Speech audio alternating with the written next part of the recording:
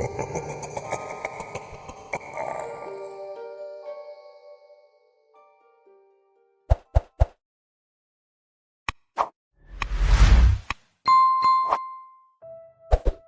first time I saw something impossible was during my third week at Fort Richardson. The aurora borealis had been particularly active that night, painting the Alaskan sky in sheets of ghostly green and purple. I'd been stationed at numerous bases throughout my military career, but nothing could have prepared me for what I witnessed there. My name is Thomas Walker. 15 years in Special Forces had earned me a reputation for handling unusual situations with a level head. That's probably why they recruited me for Project Nightwatch. The official documentation called it Specialized Security Oversight, but we all knew it was something else entirely.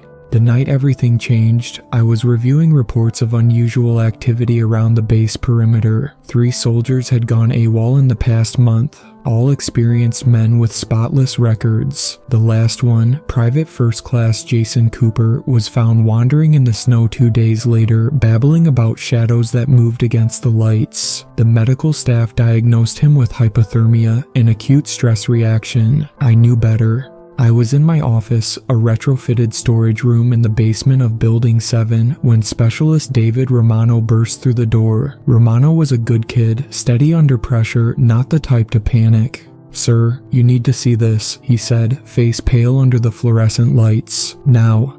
I grabbed my parka and followed him outside. The temperature had dropped to 15 below, and our breath came out in thick white clouds. Romano led me to the northeastern fence line, where the base bordered an ancient tribal burial ground. The Dana-Ina people had lived in this region for thousands of years, and their ancestors were buried in the hills beyond our perimeter. "Watch the lights, sir," Romano whispered, pointing at the aurora rippling overhead. At first, I saw nothing unusual, just the typical undulating curtains of light that were common during the Alaskan winter. Then I noticed it. While the aurora flowed from east to west, there were shapes moving in the opposite direction, dark, angular forms that seemed to cut through the light like scissors through silk.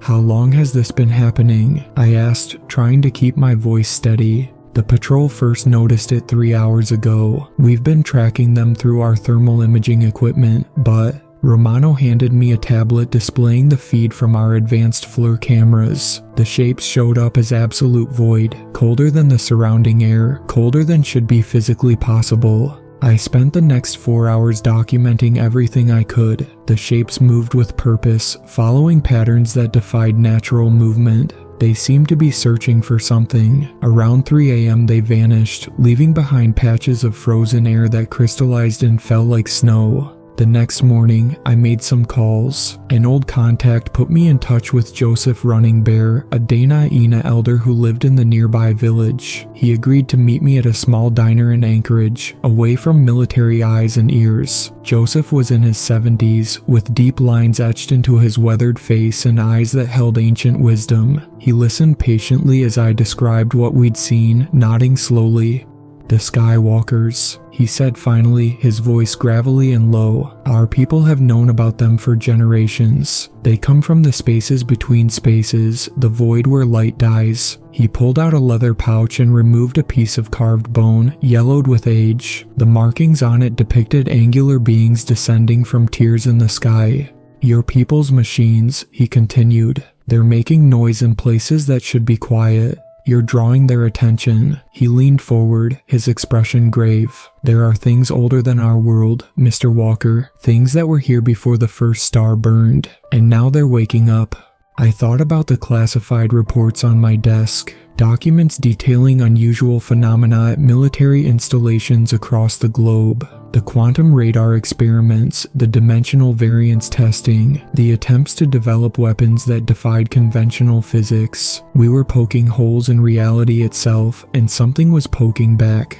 That night, I filed my first official report for Project Nightwatch. I included everything except my meeting with Joseph. Some things needed to stay off the record, at least for now. As I typed, I could hear strange harmonics in the heating pipes, a resonance that seemed to echo from somewhere impossibly far away. The next morning, I received new orders. Fort Richardson wasn't an isolated incident. Similar reports were coming in from bases in Norway, Siberia, and northern Canada, all locations where the barrier between worlds grew thin under the cosmic dance of the aurora. I was being transferred to lead a specialized investigation unit. Our mission: document and contain these incursions while maintaining absolute secrecy. What we didn't know then was that we were already too late. The entities weren't just passing through anymore. They were scouting, testing our defenses, preparing for something bigger. Looking back now, I realize that night in Alaska was just the beginning. The things I've seen since then, the horrors I've had to face. Sometimes I wish I could go back to being the person I was before, someone who believed in a rational, orderly universe. But once you've seen behind the curtain, there's no going back. All you can do is fight, and pray that it's enough to keep the darkness at bay. I've decided to write down everything that happened. People deserve to know the truth, even if the government wants to keep it hidden. This is my testimony, my warning to those who might follow. The war for our reality is real, and it's been going on longer than anyone suspects. This is only the beginning of my story. The transition from regular military operations to Project Nightwatch happened fast. Within 2 weeks of the Alaska incident, I found myself in a windowless room at the Pentagon, surrounded by maps and incident reports from military installations worldwide. Each pin on the map represented a phenomenon that couldn't be explained by conventional means. Colonel Catherine Blackwood, my new commanding officer, had a reputation for handling unusual situations. Her office walls were bare except for a single framed photo of the moon landing. It's a reminder, she told me, that what we think we know about reality is just the tip of the iceberg. She spread out a series of photographs across her desk. These were taken at different bases over the past 6 months. The images showed similar patterns. Strange atmospheric disturbances, equipment malfunctions, and in some cases, personnel experiencing shared hallucinations. But what caught my eye was the time-stamp correlation. Every major incident occurred during or immediately after quantum technology testing. We've been developing new ways to look at reality, Blackwood explained, her voice tight with controlled tension. Quantum radar, dimensional variance detection, probability manipulation. But something's looking back. The next photo made my blood run cold. It showed a group of soldiers from Fort Huachuca in Arizona. They were sleeping in their barracks, but every single one of them was in exactly the same position, like mannequins arranged by an unseen hand. According to the report, they all woke up simultaneously at 3:47 a.m., screaming about the void dwellers. It gets worse, Blackwood continued, pulling out another file. We've been tracking these incidents, looking for patterns. At first, we thought they were random, but look at this. She opened a laptop showing a 3D model of global military installations. When overlaid with the incident reports, they formed a complex, geometric pattern like a vast web spanning the Earth. My team was assembled within days. Dr. Eleanor Hughes, a quantum physicist who'd worked on the original dimensional variance projects. Captain James Rodriguez, a combat veteran with experience in psychological warfare. And Dr. Michael Chang, a linguist specializing in ancient languages and mythologies. Our first real breakthrough came during an investigation at White Sands Missile Range. The facility had been conducting experiments with something called Project Looking Glass, classified technology designed to probe the boundaries between dimensions. The project logs showed increasing anomalies during each test, culminating in the disappearance of Private First Class Robert Wilson. We found Wilson 3 days later in a maintenance tunnel beneath the facility. He was alive, but something was wrong. He spoke in perfect Sumerian, a language dead for thousands of years. Dr. Chang recorded everything, his face growing paler with each translation. He's describing them, Chang said, his hands shaking as he reviewed his notes. The entities. He says they exist in the spaces between moments, in angles that don't exist in our geometry. They're hungry. Wilson died in his sleep that night. The autopsy revealed impossible changes in his brain structure. New neural pathways that shouldn't have been able to form. His tissue samples showed quantum entanglement at the cellular level. The pattern was becoming clear, but it didn't make sense. Every advancement in quantum technology seemed to draw more attention from these entities. They were learning, adapting, finding new ways to interact with our reality. The incidents were escalating. At Fort Detrick, an entire research team reported seeing shadows that moved through solid walls. The base's quantum communication array had been active for just 6 minutes when it happened. Security footage showed the researchers pointing at empty corners, their faces contorted in terror. The cameras caught nothing unusual, but the electromagnetic readings were off the charts. Then came the incident at Camp Pendleton. A routine test of new quantum-based radar technology turned into a nightmare when every animal within a 5-mile radius began behaving erratically. Birds flew in perfect geometric patterns. Dogs howled in harmonies that shouldn't have been possible. And the Marines? They reported seeing things emerge from their own shadows. I spent 3 sleepless nights analyzing the data. The entities weren't just appearing randomly anymore. They were being drawn to our technology like moths to a flame. But why? What did they want? The answer came from an unexpected source. During a sweep of an affected area at Pendleton, our equipment picked up quantum signatures, unlike anything we'd seen before. Dr. Hughes' analysis revealed something terrifying. The signatures matched theoretical models of the universe before the Big Bang. These things, she explained, her voice trembling, they're not invading our reality, they were here first. We're the invaders, and our technology is starting to breach the walls they built to keep themselves separate from our universe. That night, I received an urgent call from Colonel Blackwood. Another team member had gone missing, Captain Lisa Reeves, one of our best field operators. Her last known location was near a quantum research facility in Nevada, but what worried me most was her final transmission. They're not just watching anymore, they're preparing. As I packed my gear for Nevada, I couldn't shake the feeling that we were running out of time. The pattern wasn't just emerging anymore, it was accelerating, and somewhere in the quantum noise of our experiments, ancient beings were stirring, drawn to the weakening barriers between their reality and ours. What we found in Nevada would change everything we thought we knew about the nature of reality itself. The Nevada facility wasn't on any official maps. Buried beneath the desert floor, its existence was hidden even from most military personnel. The only sign of human presence was a small weather monitoring station surrounded by razor wire. Dr. Hughes, Captain Rodriguez, and I arrived at sunset. The desert sky blazed orange and purple, but something about the colors seemed wrong, like a painting where the artist had used shades that shouldn't exist. Our equipment started malfunctioning before we even reached the perimeter fence. Compasses spun wildly, and our quantum detection gear emitted readings that Dr. Hughes said were theoretically impossible.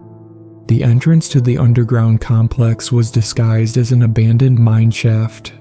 As we descended, the air grew thick with an electric charge that made our skin tingle. The facility itself was massive. Multiple levels of laboratories and testing chambers connected by concrete corridors that seemed to twist at impossible angles. "Something's wrong with the geometry," Dr. Hughes whispered, consulting her instruments. "These hallways, they're longer on the inside than they should be." We found the first body in Laboratory 7. Dr. James Morrison, the facility's head researcher, was slumped over his desk, still clutching a voice recorder. His last entry made my blood freeze. The experiments worked too well. We weren't just looking into other dimensions. We were creating bridges. They're using our own technology as doorways. God help us, they're already here. The security footage told a story that defied reality. Cameras showed soldiers walking backwards while their shadows moved forward. Timestamps jumped randomly. Some footage was dated decades in the future, others showed times that couldn't exist, like 2561. In one particularly disturbing clip, we watched a researcher walk into a room over and over again, each time from a different angle, all happening simultaneously. Captain Rodriguez discovered the first real evidence of infiltration in the quantum containment chamber. The massive room housed experimental equipment designed to manipulate dimensional barriers. In the center stood a device that hurt to look at. Its geometry seemed to shift when viewed directly, like an Escher drawing come to life. "Look at this," Rodriguez called out, pointing to strange markings that had appeared on the machine's surface. They resembled ancient symbols but kept changing when we tried to photograph them. Dr. Chung would later identify them as a language that predated written history, the same symbols found in cave paintings dating back 40,000 years. Then we found Captain Reeves. She was alive, but something was deeply wrong. We discovered her in a sealed testing chamber, surrounded by equations written in her own blood. Her eyes, they reflected light that wasn't there, and when she spoke, her words came out in frequencies that made our recording equipment smoke.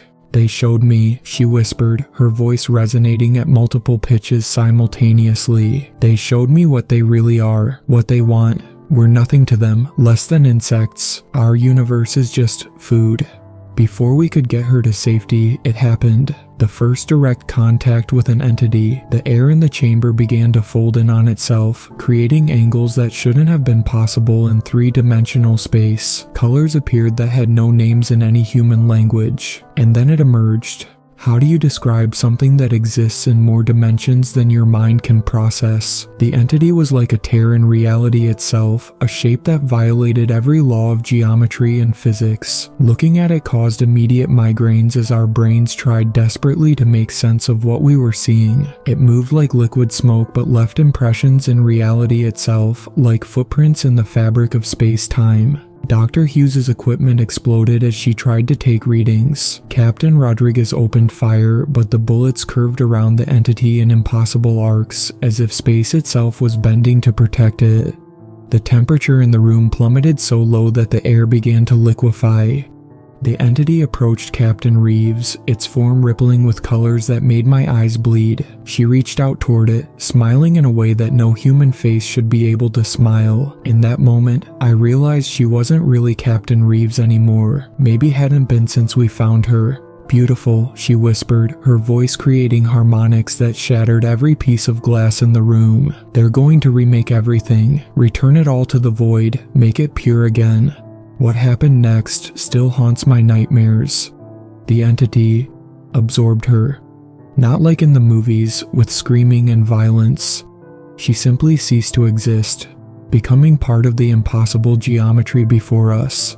The last thing we saw was her face, frozen in that terrible smile, as reality itself bent around her. We barely made it out of the facility. Dr. Hughes managed to trigger an experimental quantum containment field that sealed the lower levels, but we all knew it was only temporary. The entities had found their way in, and more importantly, they had found a way to change us, to remake humans into something that could survive in their reality.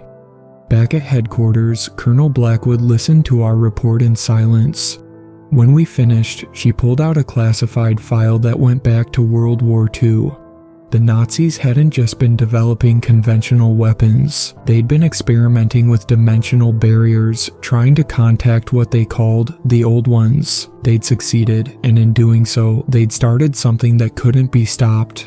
"This isn't an invasion," Blackwood said, her voice heavy. "It's a convergence. Our reality is bleeding into theirs, and they're bleeding into ours. Every piece of quantum technology we develop makes the barriers weaker. We thought we were advancing human knowledge, but we were really opening doors that should have stayed closed," I finished.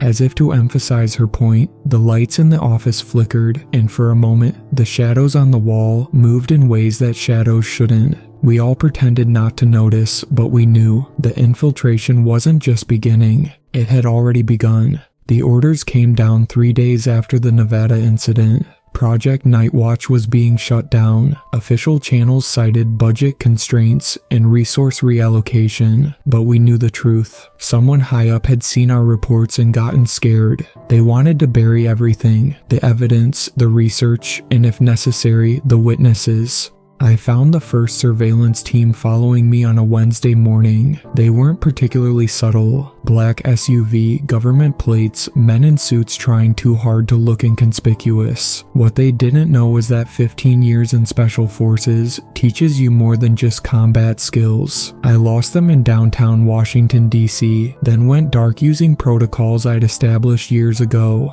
Dr. Hughes contacted me through a secure channel we'd set up after Nevada. She'd been doing deep research into military archives, focusing on World War II experiments. What she found was staggering. The Nazi occult division, the Ahnenerbe, hadn't just been studying mythology. They'd been actively attempting to contact extra-dimensional entities. Their research facilities in Norway and Antarctica had succeeded in creating temporary bridges between realities. "Look at this," she said, sending me scanned copies of classified documents. The papers detailed Operation Paperclip's less publicized acquisitions. Not just rocket scientists, but researchers who had worked on dimensional barrier projects. The US military hadn't just continued their research, they'd expanded it. I spent the next week in a tiny apartment in Baltimore, going through everything we'd collected. The pattern went deeper than anyone had suspected. The Philadelphia experiment of 1943, early attempts at quantum field manipulation, the Montauk Project, experiments in reality distortion. Every major breakthrough in quantum physics had been accompanied by increased entity activity. Captain Rodriguez managed to get his hands on something even more disturbing: original recordings from a hidden bunker discovered beneath Berlin in 1945. They documented the first deliberate contact with the entities. I listened to the audio with growing horror. The barrier grows thin. They speak to us now, showing us visions of power beyond human comprehension. The Führer believes they will grant us victory, but I fear we are opening doors that cannot be closed. The shadows move differently now. Men vanish, only to reappear days later, changed. Their eyes reflect places that should not exist. The recording ended with screams and sounds that no human throat could make. Colonel Blackwood reached out through back channels. She'd been forcibly retired, but not before securing crucial files. "We met in an old church in Georgetown. Holy ground," she explained, seemed to interfere with the entity's ability to manifest. "They've known about this since the beginning," she told me, sliding a worn leather briefcase across the pew. "Every administration since World War II has been briefed on the situation. They all chose to continue the research, despite the risks. The potential military applications were too tempting." Inside the briefcase, I found documents dating back to the 1800s. The entities had been making contact long before we developed the technology to detect them. Native American shamans, Egyptian priests, Tibetan monks, they'd all left warnings about those who wait in the angles of time. Our quantum experiments hadn't attracted their attention.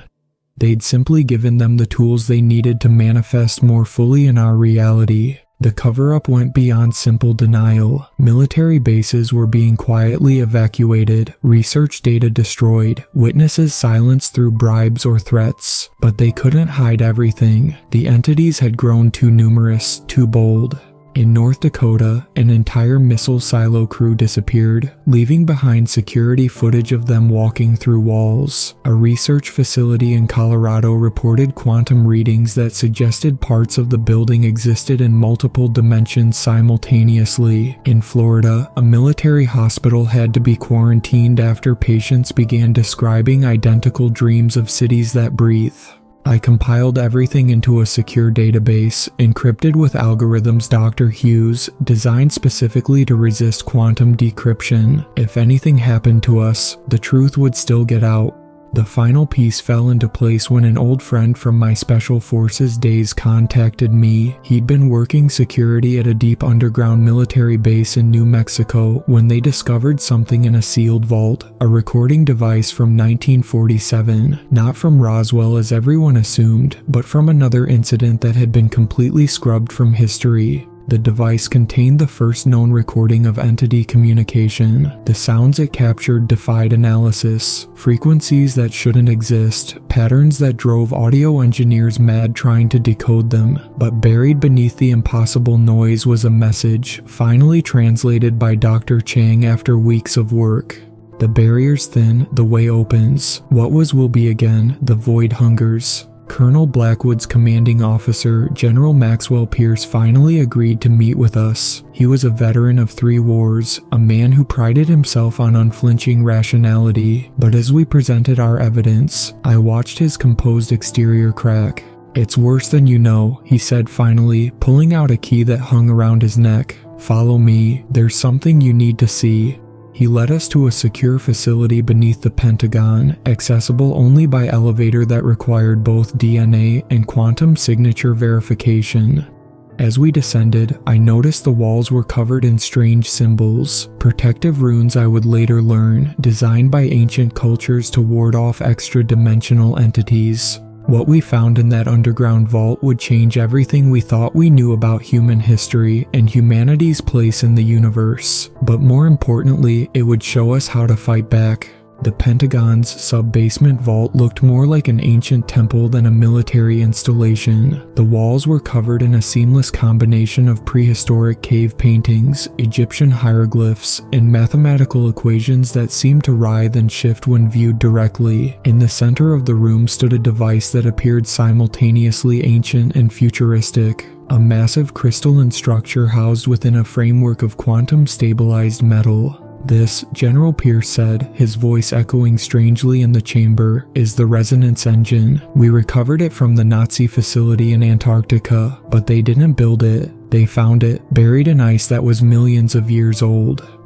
Dr. Hughes approached the device, her instruments going haywire. "These readings, this technology, shouldn't exist. It's operating on principles we haven't even theorized yet."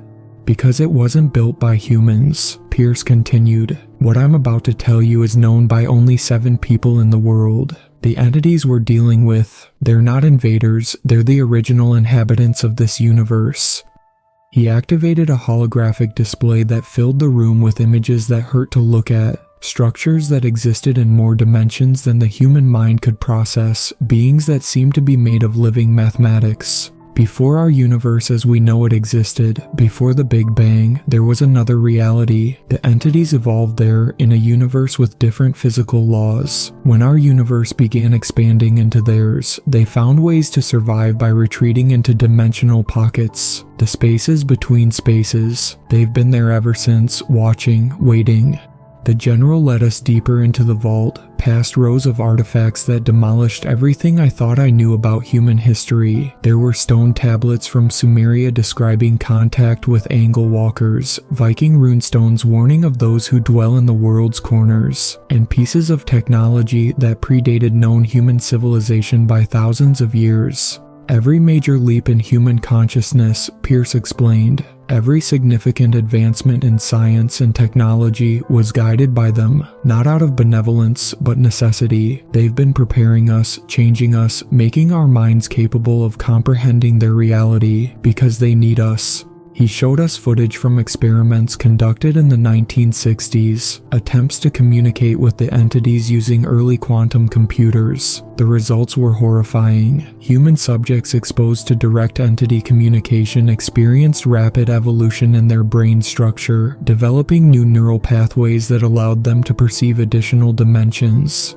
"Our universe is expanding," Dr. Hughes whispered, finally understanding. "It's consuming the pockets of space they've been hiding in. They need vessels, bodies that can exist in our physical laws, but maintain consciousness of their higher dimensional nature." The resonance engine hummed, its crystalline structure pulsing with colors that shouldn't exist. Inside, patterns moved that made my eyes water, a language written in reality itself. Project Looking Glass, the quantum radar experiments, all of it, Pierce continued, was us accidentally duplicating technology they planted for us to find. Every breakthrough brought us closer to bridging the gap between our realities, but we're not the only ones they've been grooming. He showed us more files, reports from other governments, other military organizations. The Chinese had their own program, as did the Russians. Every major power had been unwittingly working toward the same goal, breaking down the barriers between dimensions. But there was hope. The same artifacts that showed us the truth also revealed ways to fight back. Ancient cultures hadn't just documented the entities, they'd developed methods to resist them. The human consciousness, properly trained and focused, could generate quantum fields that disrupted entity manifestation. Operation Dark Shield, Pierce revealed, pulling up classified files on a secure terminal. We've been identifying individuals with natural psychic sensitivity and training them to detect and combat entity incursions, but it's not enough. The barriers are failing faster than we can respond. Dr. Hughes spent hours studying the resonance engine, comparing its readings to the data we'd collected from affected sites. The entities aren't just using our technology as doorways, she explained. They're using human consciousness itself. Every person exposed to them becomes a potential breach point. The implications were staggering. The entities weren't just preparing for an invasion, they were preparing for a complete reality conversion. Each human they affected became a living gateway, a bridge between their dimension and ours. Captain Rodriguez discovered another terrifying detail in the ancient texts, a prophecy that appeared across multiple cultures, describing a time when the angles would align and the void would breathe again. According to Dr. Chang's calculations, that alignment was approaching. "We're not just fighting for survival," Pierce said grimly. "We're fighting for the very nature of reality itself. If they succeed in converting enough human hosts, the dimensional barriers will collapse completely. Our universe will be remade in their image." As if to emphasize his point, the resonance engine's hum changed pitch, and for a moment, the room seemed to twist around us. In the crystalline structure, I saw a reflection that shouldn't have been possible. A vast city of non-Euclidean geometry, where beings of pure thought and energy moved through dimensions beyond human comprehension. That's when the alarms began to sound. Something was happening at military installations across the globe. The entities weren't waiting anymore. The final phase had begun. We had hours, at most, to implement the one plan that might save not just humanity, but the very fabric of our reality. The question was, were we ready to pay the price it would demand?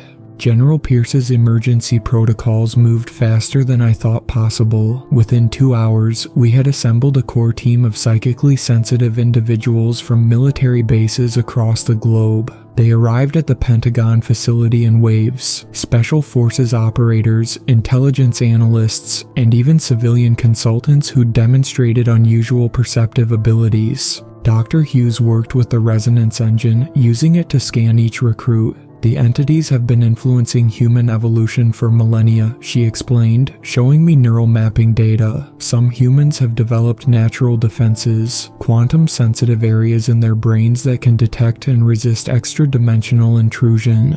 The training program we developed combined ancient techniques with modern technology. Joseph Running Bear, the Daina elder I'd met in Alaska, arrived with a group of indigenous shamans from various traditions. They taught our operators meditation techniques that had been used to guard against skywalkers for generations. We equipped each team member with prototype quantum field generators, devices reverse engineered from the resonance engine's technology. The devices amplified the natural defensive abilities of their users, creating localized reality stabilization fields. Our first successful test came almost by accident. Private First Class Michael Freeman, a young soldier with unusually strong psychic sensitivity, detected an entity manifesting in one of the lower labs. Instead of running, he focused his consciousness the way the shamans had taught him, while activating his quantum field generator. The security footage was remarkable. The entity, a writhing mass of impossible geometries, attempted to materialize fully into our dimension. Freeman stood his ground, and the air around him seemed to crystallize with patterns of pure mathematical order. The entity recoiled, its form destabilizing as it encountered a space where our reality's physics were absolutely enforced. The entities exist by bending and breaking our universe's laws of physics, Dr. Hughes explained, analyzing the data. If we can create zones where those laws are unbreakable, we can force them back into their own dimension. We established a global network of resistance cells, each anchored by psychically gifted operators equipped with quantum technology. Colonel Blackwood coordinated the strategic deployment from a command center built around the resonance engine. The ancient device proved invaluable, allowing us to detect entity incursions before they fully manifested. But the entities adapted quickly. They began targeting our sensitive operators specifically, attempting to corrupt or convert them. We lost a team in Brisbane when their squad leader, Lieutenant Amy Douglas, was compromised. The entities didn't just take over her body, they reformed it into a living doorway between dimensions. The Brisbane incident taught us a harsh lesson. We needed more than just technology and training. We needed to understand how to close the dimensional breaches permanently. Dr. Chang found the answer in an unlikely source: ancient Babylonian tablets that described rituals for sealing the angles of reality. The quantum physics team discovered that the rituals were actually complex mathematical operations described in religious terminology. When translated into modern scientific language, they provided the equations needed to collapse dimensional portals. Native American dream catchers proved to be more than symbolic devices. Their geometric patterns, when recreated with quantum-sensitive materials, could trap and dissolve entity manifestations. We began incorporating similar patterns into our defensive systems, creating reality anchors that maintained the stability of our dimension's physical laws. Captain Rodriguez led the first major offensive operation. An entity convergence point had been detected in the mountains of Peru, centered on an ancient temple complex. His team deployed with the full array of our hybrid technology, quantum field generators synchronized with traditional protective symbols, reality anchors tuned to specific dimensional frequencies. The battle was unlike anything in human military history. The entities manifested in force, turning the air itself into weapon. Reality buckled and warped around the temple as higher dimensions pressed against our own. But Rodriguez's team held the line. The combination of focused human consciousness and quantum field technology created a zone of absolute physical law that the entities couldn't breach. For the first time, we pushed them back. The victory came at a cost. 3 operators suffered severe mental trauma from direct entity contact. Another, Specialist Jackson, experienced temporal displacement. His consciousness now existed several seconds out of sync with our timeline, but we had proved it was possible to fight back. We established a training facility in an underground base in Colorado, combining the most effective elements of our program. The shamans taught ancient meditation techniques that helped operators maintain their subjective reality in the face of impossible geometries. The quantum physics team developed more powerful field generators, while Dr. Cheng worked to translate more ancient texts describing defensive measures against dimensional incursions. Each success gave us more data, more understanding of how to combat these beings that had once ruled our universe. But we all knew we were racing against time. The entities were playing a longer game, one that had been in motion since before humans walked the earth. Private Freeman, who had become one of our most effective operators, was the first to notice the pattern. During a deployment in Mongolia, he realized that the entity manifestations were forming a specific geometric shape on a global scale. Dr. Hughes confirmed his observation with data from the resonance engine. "They're not just breaking through randomly," she said, her face pale as she showed us the projection. "They're creating a massive reality warping field around the entire planet. When it's complete..." She didn't need to finish the sentence. We all knew what it meant. The entities weren't just trying to enter our world anymore. They were preparing to remake it entirely. The final phase of their plan was about to begin, and despite all our preparations, we weren't ready for what came next.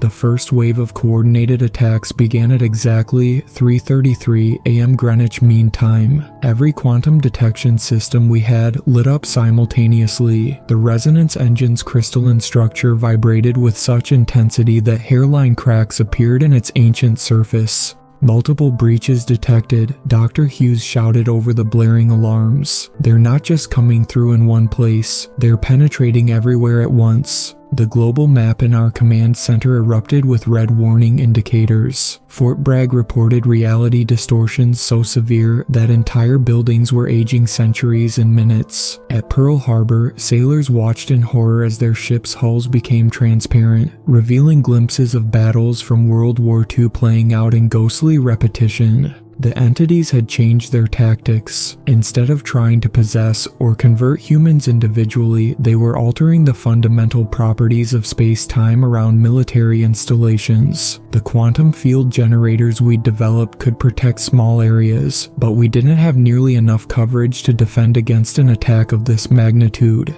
The temporal distortions are increasing exponentially, Colonel Blackwood reported, studying data feeds from around the world. They're not just breaking through, they're systematically weakening the laws of physics themselves. In Russia, an entire missile base vanished, replaced by what witnesses described as a cathedral built from living mathematics. The Chinese military reported that their quantum research facility in the Gobi Desert had become a nexus point for what they called time storms. Swirling vortexes where past, present, and future collided.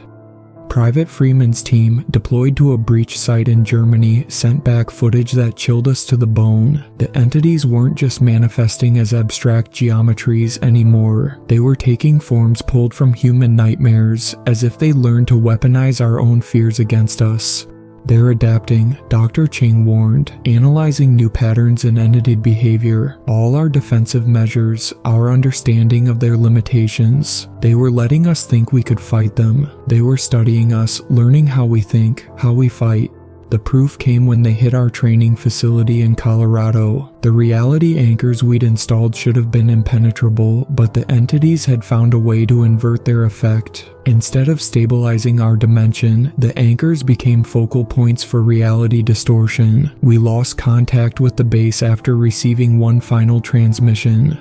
The angles are wrong, everything is wrong. They're turning our own minds inside out.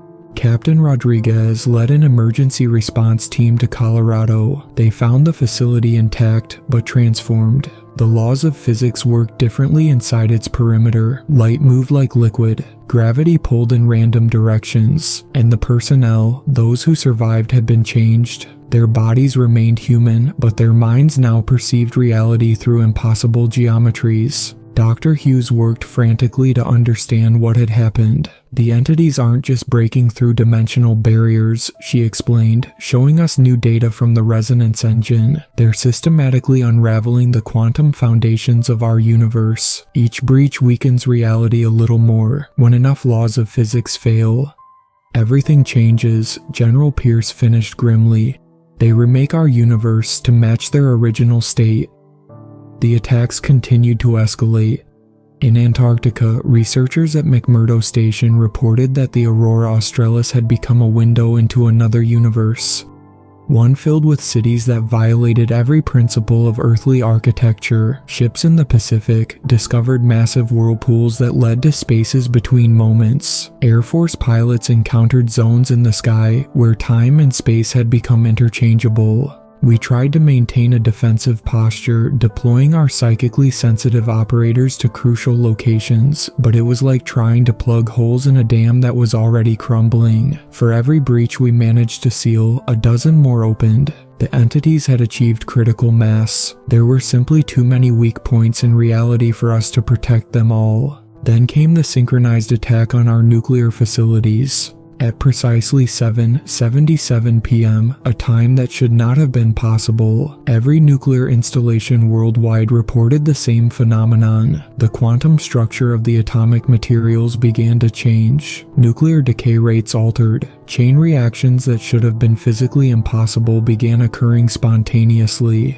They're not trying to cause meltdowns, Dr. Hughes realized, horror dawning on her face. They're converting our nuclear stockpiles into dimensional anchor points. Each warhead is becoming a permanent breach in space-time.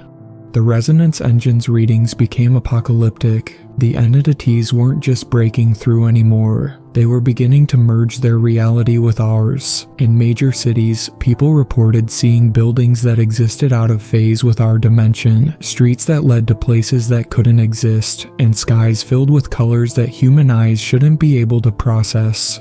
Our most sensitive operators started experiencing what they called the bleed, their consciousness slipping between dimensional states. Private Freeman described seeing the world as it truly was, a complex web of intersecting realities, with our dimension just one layer in an infinite stack of possible existences. But in this moment of near total defeat, we discovered something crucial. The entity's coordinated attack had revealed a pattern we hadn't been able to see before. All the breaches, all the reality distortions, they weren't random. They were forming a massive geometric pattern around the Earth, a pattern that exactly matched ancient symbols found in cultures across the world. "It's a key," Dr. Chang exclaimed, overlaying the breach pattern with diagrams from multiple ancient texts. "The entities aren't just attacking, they're trying to solve an equation written into the structure of our universe itself. And if we can understand it first." We had one chance left, one desperate plan that might save our reality, but it would require a sacrifice greater than any of us had imagined possible. The final battle for our universe was about to begin. The resonance engine's chamber had become our last stronghold. As reality crumbled around us, Dr. Hughes, Dr. Chang, and our remaining psychically sensitive operators worked to understand the pattern that the entities had created around the Earth. "It's not just a key," Dr. Chang explained, his hands shaking as he drew connections between ancient symbols and modern, quantum equations. "It's a lock. The ancients didn't just leave us warnings, they left us instructions. Our universe was sealed away from theirs for a reason." The resonance engine hummed with increasing intensity as Dr. Hughes fed the new data into the crystalline structure began displaying patterns that matched the global network of breaches, but with subtle differences. "The entities think they're solving an equation to merge our realities," she said, her eyes wide with realization. "But the pattern can be reversed. The same geometric structure that opens the barriers between dimensions can be used to seal them permanently." Private Freeman, his consciousness now existing partially in multiple dimensions, could see the truth more clearly than any of us. "The ancients who built the resonance engine," he said, his voice resonating at multiple frequencies simultaneously. "They weren't trying to contact the entities, they were trying to lock them out completely. But the price for such an operation would be unimaginable. To generate enough power to seal every breach simultaneously, we would need to create a quantum resonance field around the entire planet. The energy requirements alone were beyond anything humanity had ever attempted." That's when Colonel Blackwood made the suggestion that would change everything. "The nuclear weapons," she said quietly, "the ones they've converted into dimensional anchor points. What if we could use their own modifications against them?" Dr. Hughes's calculations confirmed it was possible. The entities had transformed our nuclear arsenals into quantum-sensitive nodes, intending to use them as breach points. But with precise timing and the right resonance frequency, we could convert that network into a planetary sealing grid. The plan came together in hours. General Pierce coordinated with military commands worldwide, preparing for synchronized detonations of the converted weapons. Dr. Chang worked with our psychically sensitive operators, teaching them the ancient symbols they would need to focus on to direct the energy properly. The entities sensed what we were planning. The attacks intensified. Reality itself began to shred around us as they tried desperately to complete their conversion process before we could stop them. I led a team to the primary breach point in the Nevada desert, where the dimensional barrier had worn thinnest. The sky above the facility had become a writhing mass of impossible colors and geometries. The entities manifested in force, taking forms that drove several of our operators mad just by looking at them. Private Freeman stood at the center of our formation, his consciousness now so altered that he could perceive and interact with multiple dimensions simultaneously. The quantum field generator he carried had been modified to sync with the resonance engine, making him the focal point for our last-ditch effort. "They're afraid," he said, watching the entities with eyes that glowed with otherworldly energy. "They know what we're trying to do. They remember being locked away before." The final countdown began. Around the globe, military forces prepared to trigger their converted nuclear weapons in a precisely timed sequence. The resonance engine's power reached critical levels, its crystalline structure singing with frequencies that hadn't been heard on Earth in millions of years. The entities launched their final assault. Reality buckled and twisted around us. I saw team members aging decades in seconds, others becoming younger, some phasing in and out of existence. The very ground beneath our feet began to transform into substances that shouldn't exist in our universe. Then Private Freeman did something none of us expected. He stepped forward and opened himself completely to the quantum field, becoming a living conduit between the resonance engine and the dimensional breach network. "I can see it all now," he said, his voice echoing across multiple planes of existence. "The pattern, the lock, the key. It's not just about physics. It's about consciousness. Human consciousness. That's what they fear. That's why they've been trying to change us." His body began to glow with impossible light as he channeled energy from the resonance engine. The entities recoiled, their forms distorting as they encountered a human mind that could fully comprehend their true nature. "Now," Dr. Hughes screamed over the global command channel, "trigger the sequence." Around the world, the converted nuclear weapons detonated simultaneously, but instead of destructive power, they released waves of quantum energy that followed the patterns we'd discovered. Private Freeman, his consciousness expanded across dimensions, acted as a lens focusing and directing the power. The entities tried to resist, but they'd made a crucial mistake. In trying to convert our weapons into dimensional anchors, they created the very tools we needed to seal them away. The energy wave spread across the planet, following the geometric pattern they themselves had created. I watched in awe as reality itself seemed to crystallize around us. The impossible colors and geometries began to fade. The dimensional breaches started to close, one by one, sealing the entities back into their own reality. Private Freeman's body had become transparent. His consciousness spread so thin across dimensions that he was barely human anymore, but his voice, when it came, was still his own. "It was never about invasion or destruction," he said. "They were afraid of what we might become. Human consciousness is evolving, growing to perceive higher dimensions naturally. One day we would have found them anyway. They tried to control that evolution, to make us like them before we could surpass them." The final surge of energy pulsed through the network. Private Freeman's physical form dissolved completely, his consciousness becoming part of the barrier itself, an eternal guardian between dimensions. The skies cleared. The laws of physics reasserted themselves. Around the world, reality stabilized as the last breaches sealed themselves shut. We had won, but the cost had been enormous. Thousands dead, more driven mad by exposure to things human minds were never meant to comprehend. The world's nuclear arsenals were destroyed, transformed into permanent quantum barrier generators that would prevent the entities from ever breaking through again. In the aftermath, as governments worldwide tried to explain away what had happened, our small group knew the truth. The entities weren't gone, they were sealed away, but still there, watching from their higher dimensional realm. And somewhere in the quantum barrier between realities, Private Freeman's consciousness stands guard, making sure they never break through again. I still work for Project Nightwatch, training new operators to detect and respond to any signs of dimensional weakening. The resonance engine sits silent now in its underground vault, its crystalline structure slightly dimmed after channeling so much power. But sometimes, late at night, I swear I can hear it humming, resonating with frequencies from beyond our reality. The truth is out there, hidden in plain sight. Look closely at the angles of tall buildings in the morning light. Pay attention to the way shadows move when no one's watching. The entities may be sealed away, but their mark on our world remains. And somewhere in the spaces between spaces, in angles that shouldn't exist, they're waiting, watching, remembering. They know what humanity is capable of now, and they're afraid.